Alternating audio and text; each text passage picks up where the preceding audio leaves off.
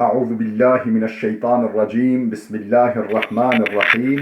Elhamdülillah ve salatu ve selamu ala Resulillah. Değerli arkadaşlar, Muhammed Ali Es-Sabuni'nin Et-Tefsirul Vadihul Muyesser adlı eserinden 29. cüzün 17. dersini yapmak üzere birlikteyiz. Geçen dersimizde tam olarak Kalem suresi 49. ayetin başına gelmiştik. Cenab-ı Hak Hazreti Peygamber sallallahu aleyhi ve selleme Yunus aleyhisselamın sabrını örnek gösteriyordu. Sahibul Hud, yani balığın yoldaşı lakabıyla onun kıssasını örnek gösteriyordu. Ve buyuruyordu ki لَوْلَا اَنْ تَدَارَكَهُ نِعْمَةٌ مِنْ رَبِّهِ O balık onu yuttuktan sonra şayet Rabbinin nimeti ona yetişmeseydi, onun elinden tutmasaydı لَنُبِذَ بِالْعَرَاءِ çöle, sahraya, sudan, gölgelikten, serinlikten yoksun bir ücra bir kenara fırlatılırdı. Ve huve mezmun, kınanmış bir vaziyette, yerilmiş bir vaziyette.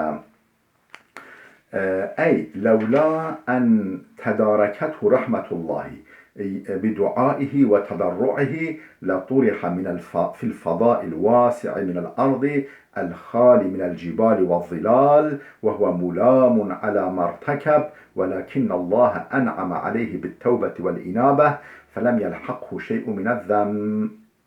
Yani levla tedarekethu rahmetullah. Şayet Allah'ın rahmeti onun imdadına yetişmeseydi, onun elinden tutmasaydı, neyin vesilesiyle, neyin sayesinde? Bi duaihi ve tadarruhi. Onun duası ve yalvarışı, niyazı sayesinde böyle olmasaydı la turiha fil fada'il vasi'i minel ard, yeryüzünün geniş, uçsuz bucaksız bir sahrasına fırlatılıp atılırdı. El-hali minel cibali ve zilal, dağlardan, gölgeliklerden, serinliklerden boş, hali bir kenara fırlatılırdı. Ve huve mulamun ala mertekebe, o da yaptığından dolayı, yaptığı hatadan dolayı kınanmış olurdu, kınanmış vaziyette.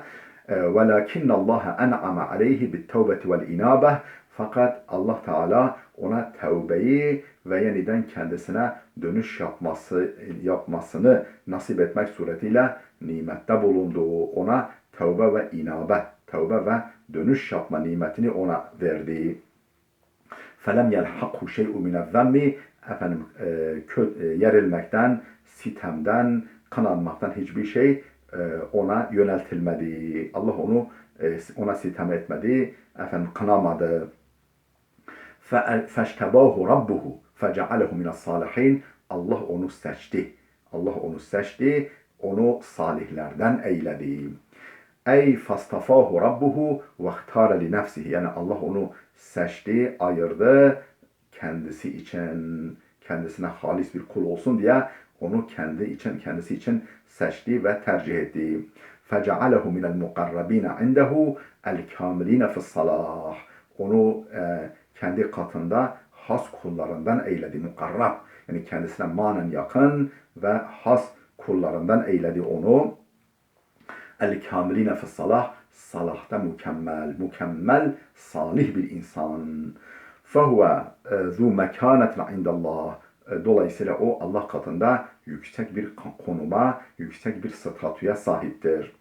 Ve fil hadis-i şerif, nitekim hadis-i şerifte şöyle yer almış, Peygamber Efendimiz şöyle buyurmuş: La yenbaghi li ahaden en yekule ana hayrun min Yunus ibn Metta. La yenbaghi li ahaden, hiç kimseye yaraşmaz, hiç kimseye yakışmaz. En yekule, şöyle demesi: ana hayrun min Yunus ibn Metta. Ben Yunus bin Metta'dan daha hayırlıyım demesi hiç kimseye yakışmaz.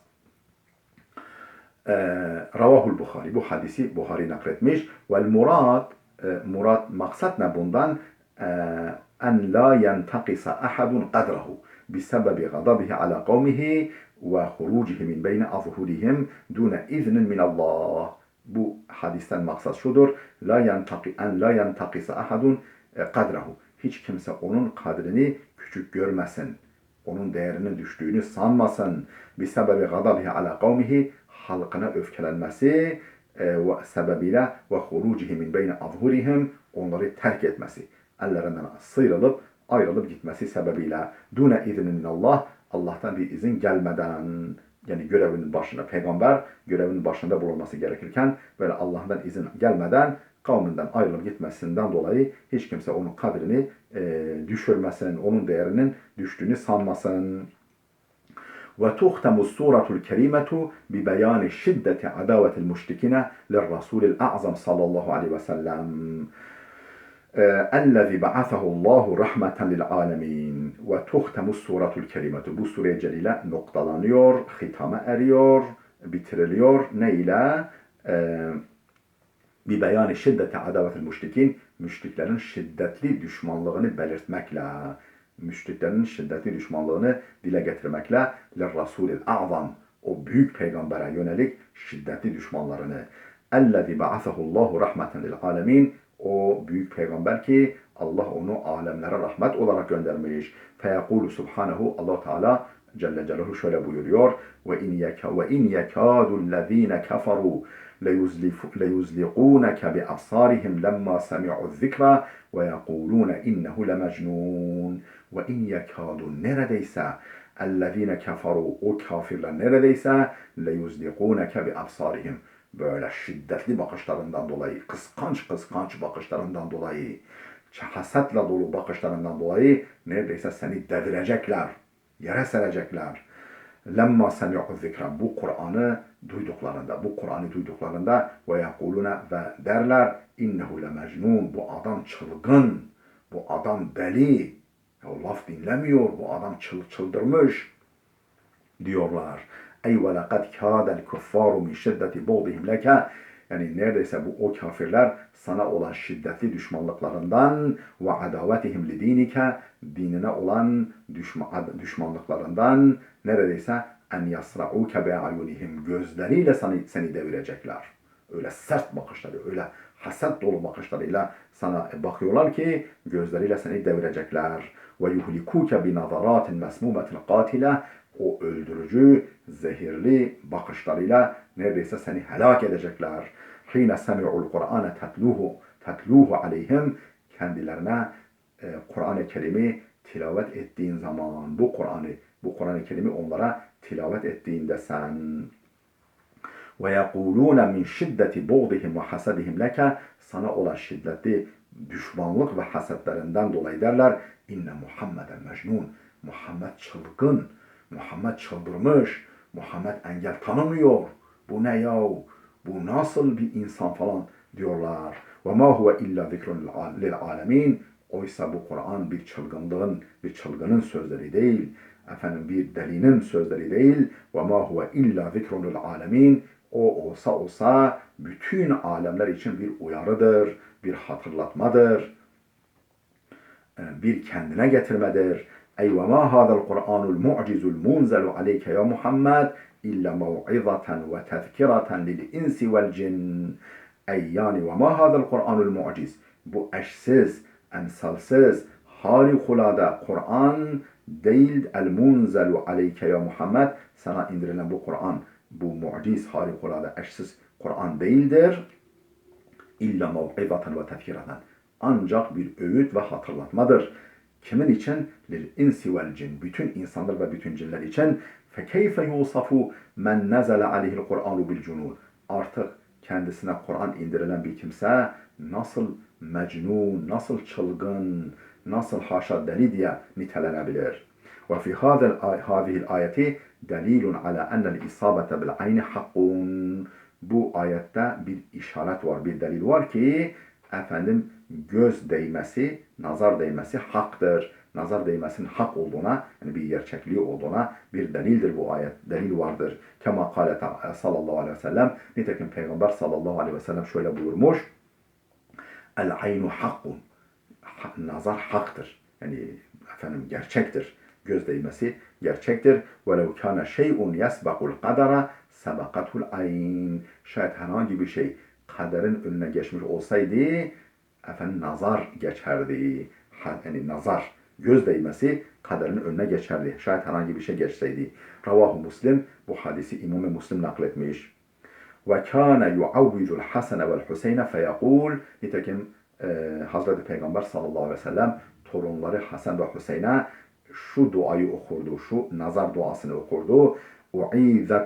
U'izukuma bi kelimatillahi tammati min kulli şeytanin ve hamme ve min kulli aynin lamme. Lame daha doğrusu. Ravahul Bukhari. U'izukuma. Sizi sığındırırım.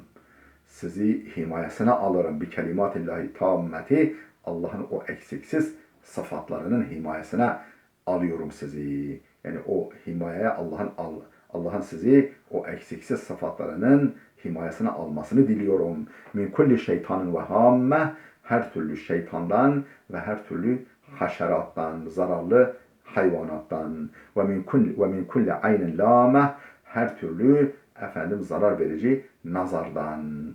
Ravahul Bukhari, bu hadisi Bukhari nakletmiş, kaydetmiş.